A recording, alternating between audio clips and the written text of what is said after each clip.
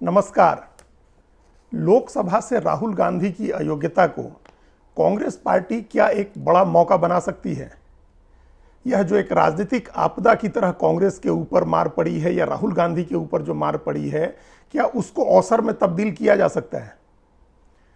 अगर राजनीतिक इतिहास के नज़रिए से देखें तो यह बिल्कुल संभव है। ऐसा कई बार कई नेता कर चुके हैं। खुद राहुल गांधी की दादी इंदिरा गांधी ने किया था 1978 में, जब उनकी सदस्यता समाप्त की गई थी और उनको गिरफ्तार करके जेल भेजा गया था। उसके बाद भी कई नेताओं ने किया। तमाम राजनीति में आने वाले बदलावों के बावजूद कई नेताओं ने अपने ऊपर आए आपदा को, अपने ऊपर पड़ी मुसीबत को, अपनी मुश्किलों को अवसर में तब्दील किया है। इसलिए राहुल गांधी भी कर सकते हैं, कांग्रेस पार्टी भी कर सकती है। लेकिन जिस तरह की राजनीति अभी कांग्रेस पार्टी कर रही है या जो अभी उसकी हालत है, उस स्थिति में संभव नहीं है। अगर राहुल गांधी और कांग्रेस इस आपदा को अवसर में बदलना चाहते हैं, इस मुश्किल को मौके में तब्दील करना चाहते हैं, तो उनको नए सिरे से अपनी प्लानिंग करनी होगी, नए सिरे से रणनीति बनानी होगी। और अभी जो मिस कर गए, अभी पिछले 23 मार्च को सदस्यता, 23 मार्च को सूरत की अदालत से सजा सुनाए जाने और 24 मार्च को सदस्यता खत्म होने के बाद से जो चीजें मिस कर चुकी कांग्रेस पार्टी, उसकी भरपाई करने के लिए नए उपाय करने होंगे। राहुल गांधी को जो सबसे पहला काम करना है वो ये है कि अपनी लीडरशिप बनानी है। अभी 23 मार्च को जिस दिन उनको सजा सुनाई गई है, वो सूरत की अदालत में खड़े थे और उनको 2 साल की सजा सुनाई गई। उसके बाद से लेकर के अभी तक राहुल गांधी की एक प्रेस कॉन्फ्रेंस को छोड़ दें तो कहीं भी वो खुद राजनीति करते नहीं दिख रहे हैं। इस मसले पर कायदे से इस समय उनको राजनीति करनी चाहिए थी। उनके बारे में आमतौर पर यह धारणा बनी हुई है कि वो राजनीति करते नहीं हैं, उनसे राजनीतिक काम करवाए जाते हैं, उनसे जबरदस्ती, वो रिलक्टेंट पॉलिटिशियन है, उनसे पॉलिटिक्स कराई जाती है। और इस बार भी वैसा ही होता दिख रहा है। जैसे उनकी सदस्यता गई, वैसे ही कांग्रेस की एक बहुत हाई पावर्ड कमेटी की बैठक हुई और उसको चेयर कर रही थी सोनिया गांधी। तो ये अब तक की राजनीति का लब्बो लुआब है, जो पिछले 19 साल से राहुल गांधी जो सक्रिय राजनीति में है बतौर एमपी, इन 19 सालों का एक लब्बो लुआब है कि सोनिया गांधी हमेशा उनके ढाल की तरह उनके लिए कवच बनकर के सामने खड़ी हैं। वो हर समय राजनीति को एक तरह से कंट्रोल करती हैं, चाहे कि कोई भी मसला हो। तो इस बार फिर वही दिखा। राहुल गांधी के ऊपर, राहुल गांधी की सदस्यता गई तो आगे की जो पॉलिटिक्स तय करनी है, जो रणनीति बनानी है, वो सोनिया गांधी कर रही थी। और उनके साथ मल्लिकार्जुन खड़गे बैठे थे और प्रियंका गांधी बैठे थी, अशोक गहलोत आए थे और तमाम बड़े नेता थे कांग्रेस के, जो स्ट्रेटेजी बना रहे थे आगे की स्ट्रेटेजी 23 मार्च से ही राहुल गांधी को बनानी चाहिए थी। उनको कमान अपने हाथ में रखनी चाहिए थी, उनको सड़क पर उतरना चाहिए था।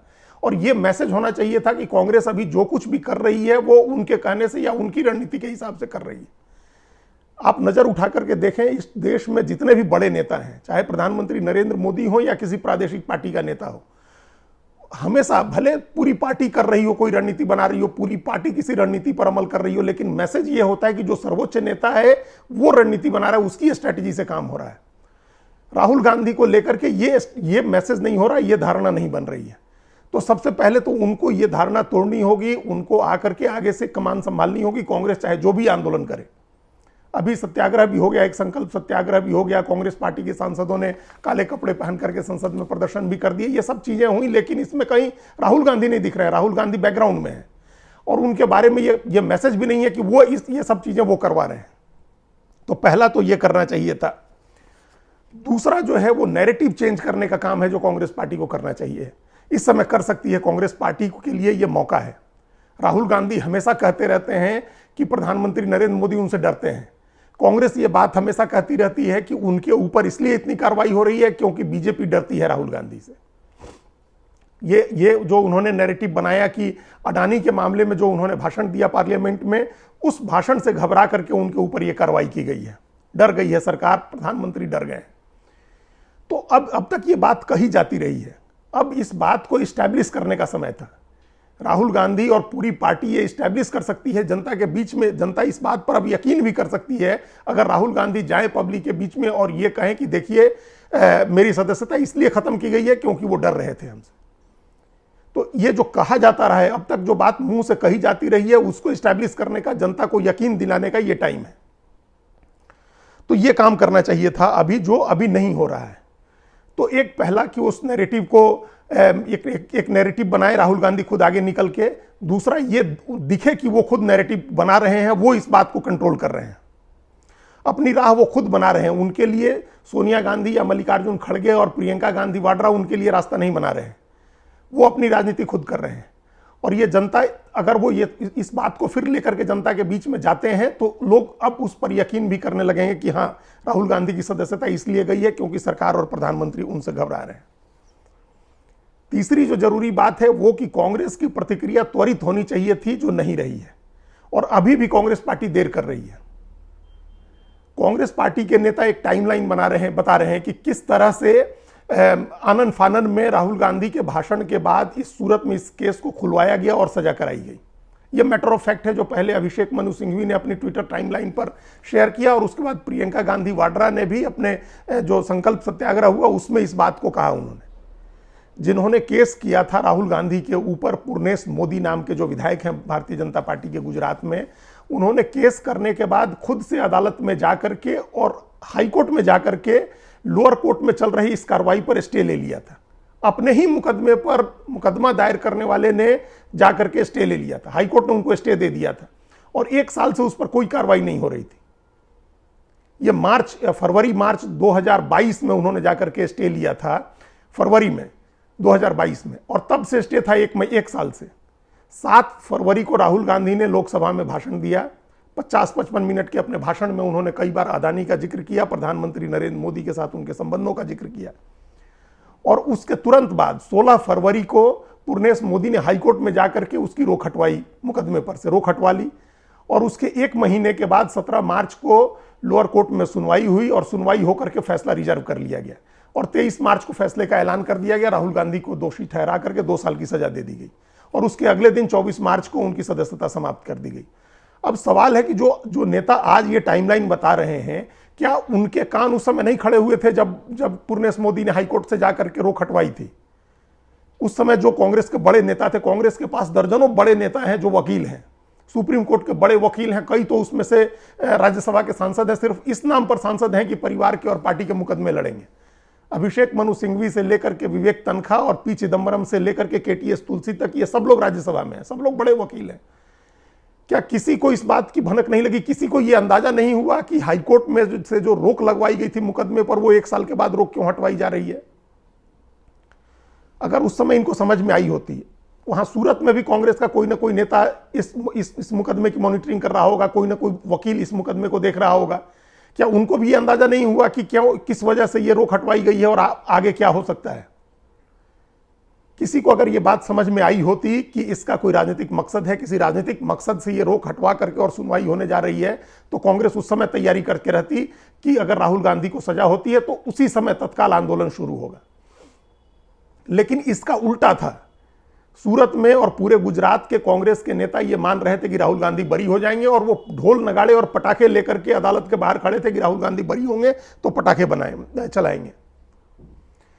तो उस समय सजा होगी राहुल गांधी को, सारे ढोल नगाड़े पटाखे पड़े रह गए, और कांग्रेस पार्टी एकदम किंग करतव्य विमूढ़ हो गई। कांग्रेस पार्टी ने कुछ नहीं किया। राहुल गांधी ने भी एक स्टेटमेंट दिया और उसके बाद दिल्ली आ गए। 24 तारीख को सदस्यता चली गई, तब भी कुछ नहीं हुआ। उसके बाद जाकर के 26 तारीख को कांग्रेस पार्टी ने एक संकल्प सत्याग्रह किया। पूरे देश में यह सत्याग्रह महात्मा गांधी की मूर्तियों के सामने हुए। अब इस बात को याद करें, जब 1978 में इंदिरा गांधी की सदस्यता गई थी, उनकी जैसे ही सदस्यता गई और उनको अरेस्ट किया गया, लाखों लोग अपने आप सड़क पर उतरे थे। कांग्रेस पार्टी ने उसकी तैयारी कर रखी थी, लेकिन यह मैसेज हुआ कि स्वतः स्फूर्त लाखों लोग सड़क पर उतरे हैं। तो कांग्रेस पार्टी अगर इस जरा सा भी एंटीसिपेट करती, किसी भी नेता में कोई दूरदृष्टि होती, तो वो इसकी तैयारी करके रखता। तो वो मिस कर दिया कांग्रेस पार्टी ने, वो तो अब देर हो गई।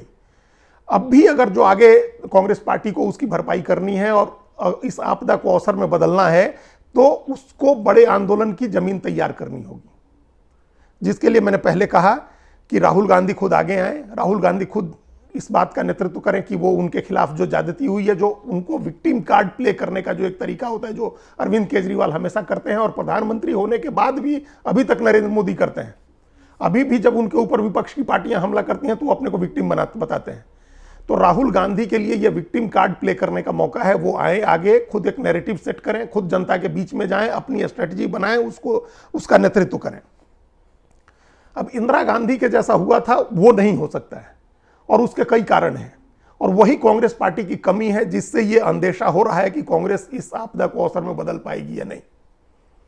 एक तो कांग्रेस पार्टी वैसी नहीं है जैसी 70-80 के दशक में थी। अब कांग्रेस उतनी मजबूत पार्टी नहीं है। दूसरे, इंदिरा गांधी की तरह करिश्माई नेता नहीं है राहुल गांधी। कांग्रेस इस बात को जान रही है, राहुल गांधी और सोनिया गांधी भी इस बात को जान रहे हैं कि अब वो करिश्मा नहीं है जो इंदिरा गांधी का था। तो एक तो पार्टी उतनी मजबूत नहीं है, दूसरी नेता उतना करिश्माई नहीं है, और तीसरी जो बात है वो ये है कि उस समय कांग्रेस पार्टी का जिन लोगों से मुकाबला था वो कमजोर थे और बिखरे हुए थे। उस समय जो कांग्रेस का विपक्ष था वो जनता पार्टी थी, मोरारजी देसाई उसके नेता थे, और वो कई पार्टियों का एक गठबंधन था जो लगातार आपस में लड़ रहे थे। मतलब जो कांग्रेस विरोधी ताकत थी वो कमजोर थी। आज उल्टा है, जो कांग्रेस विरोधी ताकत है यानी जो भारतीय जनता पार्टी है वो बहुत ज्यादा मजबूत है, और उसके पास नरेंद्र मोदी के रूप में करिश्माई नेता है। तो कांग्रेस पार्टी को, एक कमजोर कांग्रेस पार्टी को, एक कम करिश्माई नेता को एक बड़ी मजबूत पार्टी और एक करिश्माई नेता से लड़ना है।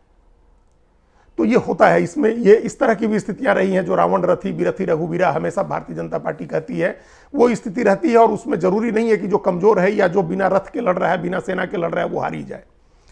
तो इस बात को समझते हुए तो इस बात को अगर कांग्रेस पार्टी समझती है तो उसके लिए जो एक जुनून होना चाहिए है, जो जज्बा होना चाहिए है, उसके साथ कांग्रेस आगे बढ़े। उसके पास साधन नहीं है, उसके पास सलाहियत नहीं है, उसके पास नेता नहीं है, उसकी लड़ने की क्षमता कम हो गई है।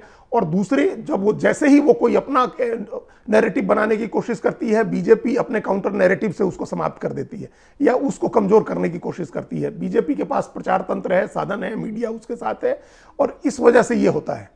जैसे अभी भी कांग्रेस पार्टी और राहुल गांधी ने अडानी का मुद्दा बनाया कि उन्होंने अडानी का मुद्दा उठाया है इसलिए उनके ऊपर कार्रवाई हो गई, लेकिन बीजेपी ने इस नैरेटिव को बदल दिया ये कहते हुए कि राहुल गांधी और कांग्रेस पार्टी ने ओबीसी का अपमान किया है। अब ये भी एक गढ़ा हुआ नैरेटिव है, क्योंकि मोदी एक किसी जाति का नाम नहीं है, कई जातियों के लोग ये सरनेम लगाते हैं। और राहुल गांधी ने जिन लोगों के नाम लिए, नीरव मोदी और ललित मोदी के, ये दोनों पिछड़ी जाति से नहीं आते हैं, ये दोनों अगड़ी जाति के आते हैं।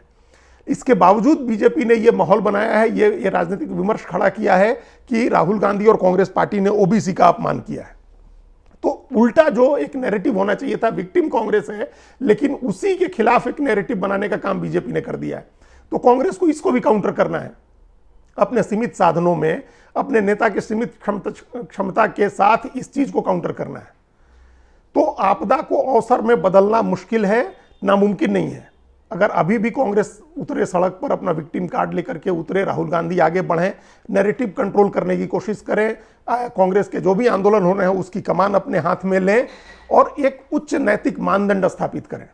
अभी कांग्रेस को जाना चाहिए, कांग्रेस को कोर्ट से हर हाल में स्टे लेकर के और राहुल गांधी की सदस्यता बहाल करानी चाहिए, और जैसे उनको स्टे मिले वैसे ही एक उच्च नैतिक मानदंड स्थापित करते हुए ये ऐलान कर देना चाहिए है कि अब वो संसद नहीं रहेंगे, इस 17वीं लोकसभा में नहीं जाएंगे। अब वो, उनको ये स्टैंड लेना चाहिए है कि अगर सरकार चाहती है कि वो संसद में न रहें और सड़क पर उतर के आंदोलन करें तो वही सही, अब वो सड़क पर लड़ेंगे।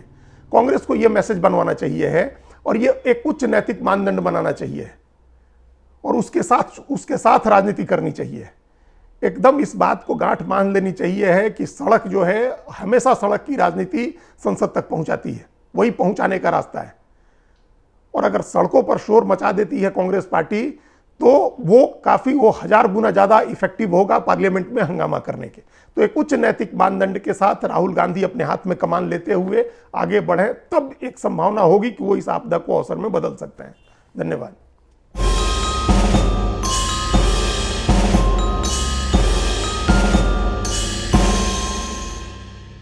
कृपया हमारे चैनल के साथ जुड़िए, लाइक कीजिए, सब्सक्राइब कीजिए, बेल आइकॉन जरूर दबाइए।